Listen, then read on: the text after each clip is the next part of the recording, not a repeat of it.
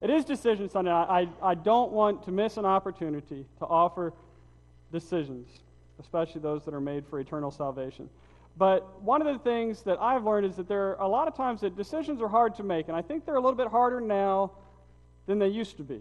Does anybody else agree with me on that? Who remembers Baskin Robbins? Yeah, they're still around every now and then. Now, how many flavors does Baskin Robbins have? 31. There's always advertised Baskin Robbins 31. Did you know that Ben & Jerry's has 101 different flavors? How am I going to test all of those? You one at a time, yes. McDonald's, I actually remember when chicken McNuggets were introduced. Before that, it was like burgers. And now you can get McNuggets, and you can get tenders, and you can get salads, and I don't know who would buy a salad at McDonald's, but, so many more options. And growing up, I could probably list on probably both my hands the number of car manufacturers that were selling cars in America, the major ones. You've got, Chevy, Ford, and that other one, Chrysler, which is my favorite. I don't know why I forgot that. Chevy, Ford, and Dodge. But you had like Datsun back then. You had Honda and Toyota. I remember when Hyundai came on the scene, and I remember walking to school with a buddy of mine saying, man, as soon as we turn 16, we're going to save up $5,000 and buy a Hyundai. You can't buy a Hyundai for $5,000. But, there's so many manufacturers. You got Kia, and you've got, Scion, and you got all these different car manufacturers. Now, there's so many choices that it doesn't make it very easy to make decisions anymore. One decision is still very easy for me, though. Anybody know what it is? What's the one decision that will always be easy for me? Coca-Cola. Coca-Cola. I don't care how many flavors of Coke or Pepsi or root beer or whatever they put out there, I'm always going to be a Coke man. Now, I don't know if you guys have been to any of the restaurants that have the new Coke Freestyle dispensers. Payway has them. What it is, it's got a digital screen, and you select your base flavor, whether you want Coke or Diet Coke or Dasani water or this or that. There's all these different options. But then once you do that, it brings up a new menu. And do you want orange Coke or vanilla Coke or cherry Coke or black raspberry Coke? There's 126 possibilities in this little machine that only used to offer you 6 flavors of soda. Plenty of options for other people. My wife sits there and just stares at it. And she's like, I don't know what I want. I feel almost guilty walking up to a machine with that much power and just getting Coke, but it tastes too good not to. But there's so many options, and we live in this society where we're just constantly presented with so many choices. And every day, you practice making decisions. You decide on so many things, and you make so many choices every day. You would think that we would get good at it, and that it would become easier over time. And someone asked me the other day if I ever had trouble making decisions, and I said, well, yes and no. Thank you.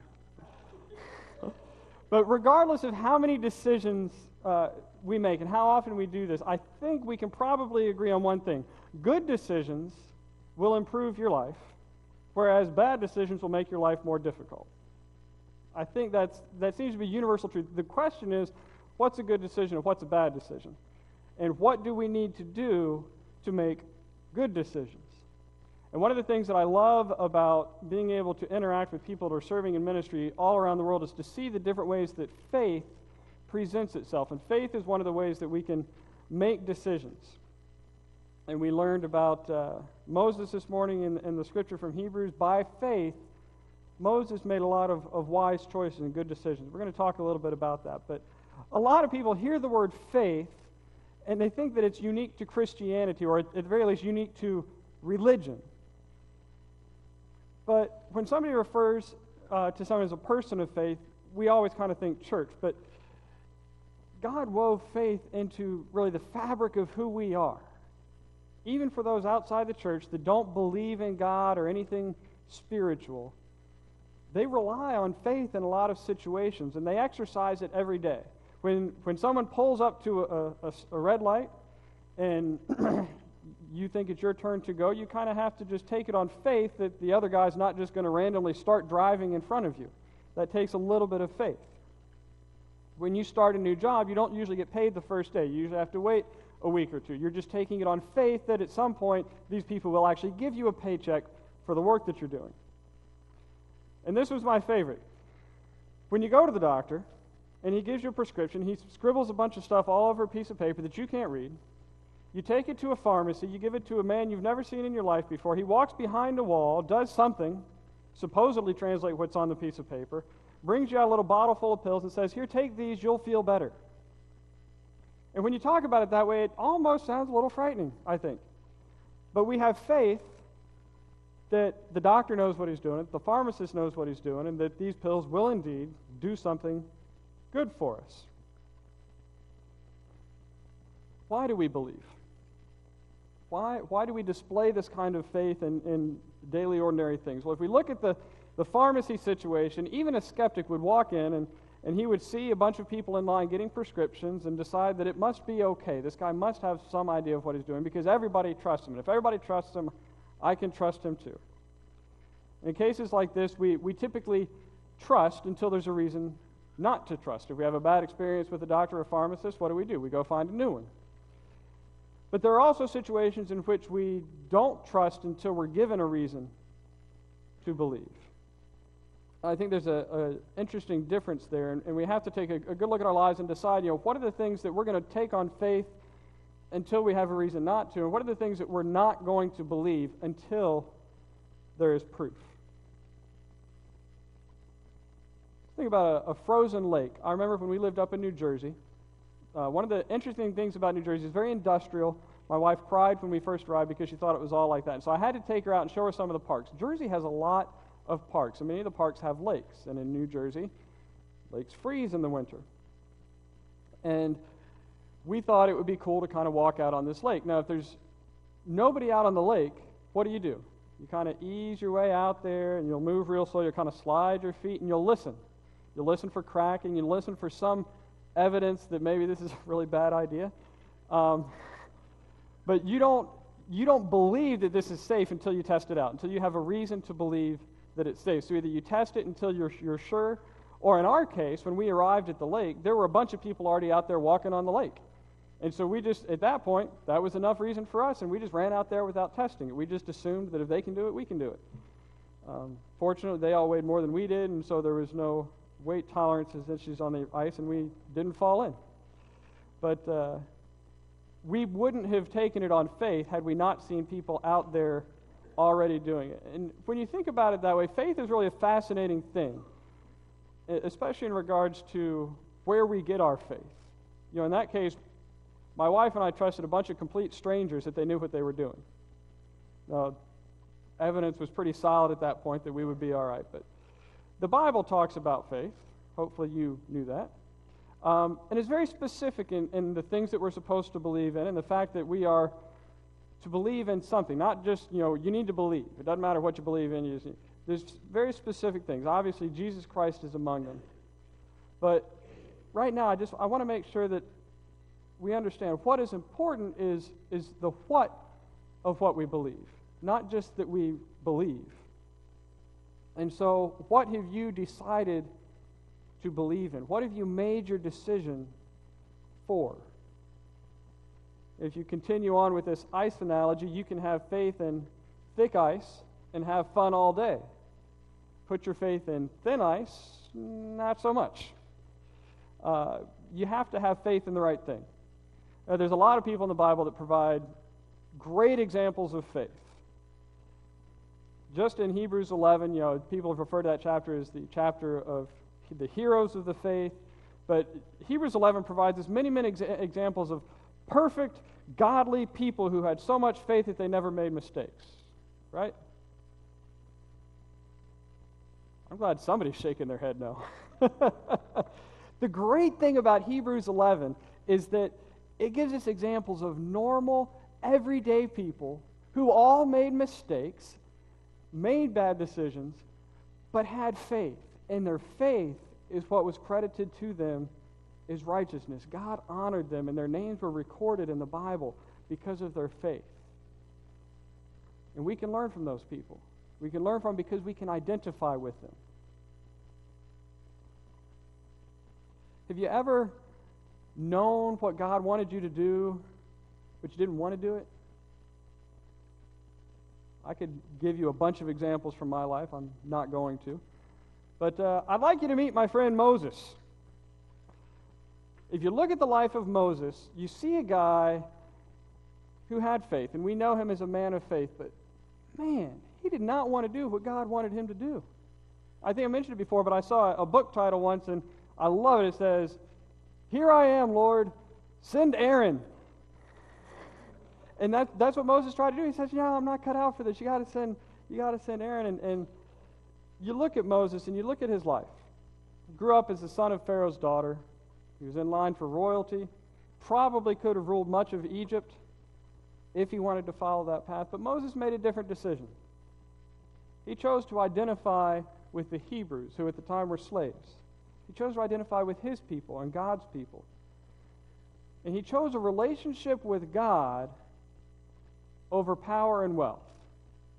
And I think that's the significant point. If you flip back one chapter to Hebrews 10, verses 32 through 34, you see that the Hebrew people have consistently made this choice. They've also consistently made a lot of bad choices. But Hebrews 10, 32 through 34 says this, "Remember those earlier days after you had received the light, when you stood your ground in a great contest in the face of suffering. Sometimes you were publicly exposed to insult and persecution. At other times you stood side by side with those who were so treated. You sympathized with those in prison and joyfully accepted the confiscation of your property because you knew that you yourselves had better and lasting possessions." And so we can see this trend of people choosing a relationship with God, which often means being mistreated, over perhaps short-term pleasure or short-term joy or material wealth. Making a decision for God will be credited to you as righteousness. And God's righteousness is better and longer lasting than any earthly power or prestige. And that's what Moses understood. And so that's what I want us to make a decision for today. Some of us have already made that decision, but my question today is, do you want to make a decision to have an honest relationship with God? Do you have faith that His rewards are better than earthly rewards?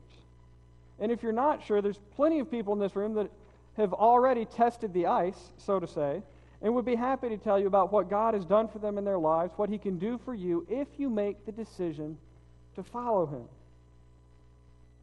But we've talked about this before. The true question is not, what's in it for me? The true question is, does this honor God? Do my decisions honor God? Do my actions honor God? Do my words honor God? And if you truly ask this about all the things that you do and say and think, how do you spend your time? Who do you spend your time with? How do you spend your money? Why you come to the core on Sunday? If you ask these questions, it will change your attitude on a lot of things. And God will become a bigger focus in your life. He will become more, and we will become less. And that's a biblical goal to have. But in order to honor God, we sometimes have to make sacrifices, and we have to deny ourselves. Colonel Johnson referred to it as self-denial. That's what they call it there. We've called that self-denial here in the U.S. We call it World Services now, but it's an opportunity to give from what we have to God's ministry and allow God to use that. But self-denial doesn't always have to mean money.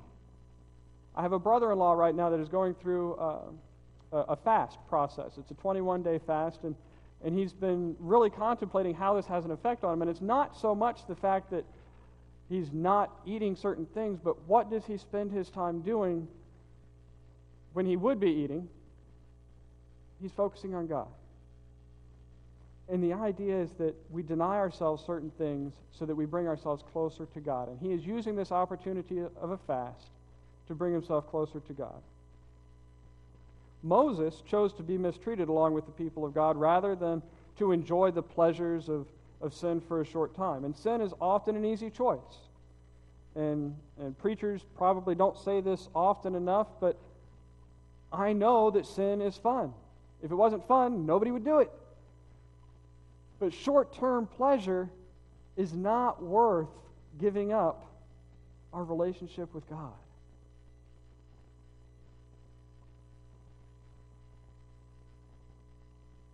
How many lives have been ruined because of someone's inability to make a wise decision to avoid sin? We've got to learn the value of self-denial. Moses understood it. He gave up power and wealth and prestige to identify with the Hebrew slaves, knowing that he would be mistreated, knowing that it would be a difficult path. He understood what it was like to deny himself the pleasures of what Egypt had to offer. And self-denial is really one of the things that sets us apart from this world. My wife said last night, self-discipline is a very important part of self-denial. If you can't discipline yourself, you're not going to be able to deny yourself from these things. And you have to build on that discipline in order to be willing to make the sacrifices necessary to follow God. Also in Hebrews 11, we have this verse, he regarded disgrace for the sake of Christ of greater value than the treasures of Egypt. And that one really caught me because, of course, the first thing in my mind was Moses didn't know Christ. The timeline doesn't add up. But it's one of those verses kind of difficult to translate from the original text, and it might be better said that he regarded the disgrace, which was similar to that experienced by Christ, to be of greater reward. Moses experienced a very similar kind of reproach that was later experienced by Christ. Rejection faced by a prophet standing on the side of God, proclaiming the word of the Lord in boldness against an ungodly generation. That could apply to Moses just as easily as it applies to Christ, because they were willing to stand up, where few others were, and proclaim God's kingdom and God's mission for his people. And they suffered because of it. Moses considered the disgrace he suffered of greater value than anything else. Why? Because he was looking ahead to the consequences of his decision. He knew that by honoring God, he would have a spiritual reward. So he made a decision to honor God instead of accepting the great things that Egypt had to offer. And decisions make a huge difference. Consider how many times we see people in the Bible receive specific instructions from God, and they make a decision to disobey. Saul comes to my mind. And we see God's judgment on them because of their lack of faith. But the Bible is not all full of bad news. In fact, there is a reason we call it the good news. And that is one of the reasons that we have Decision Sundays like this. God doesn't want anyone to perish. He's given us options, and we have decisions to make. Whether you have accepted Christ or not, you still have decisions to make to follow God and honor him in all that you do. But the decision has to be based on faith in God. Do you believe that God sent Jesus, his Son, into this world to take the punishment that you and I as sinners deserve? Do you believe that Jesus paid our debt? Do you believe that he died and rose again? All you have to do is believe. But it's a decision that only you can make. I made it 18 years ago. It is the best decision I've ever made. And I'm more convinced today than ever that I will not turn back. I cannot turn back because of what God has done for me since I made that choice. He saved me from my sins, and the only proper response is to honor him in all that you do. I'm going to ask Paul to come, and we're going to sing, I Have Decided to Follow Jesus. Because I know that many of us have, and there may be some here that haven't. And I pray this morning that if you haven't, that you would make that choice. It is the wise decision. Anyone you see in this room wearing this uniform, and many that are not wearing the uniform, have already made the decision before you. They're already out on the ice, walking. You don't have to question if it's the right decision or not. Christ is the wise choice. I've decided to follow. Are you going to follow? Let's sing today. I have decided to follow Jesus. I have decided to follow Jesus. I have decided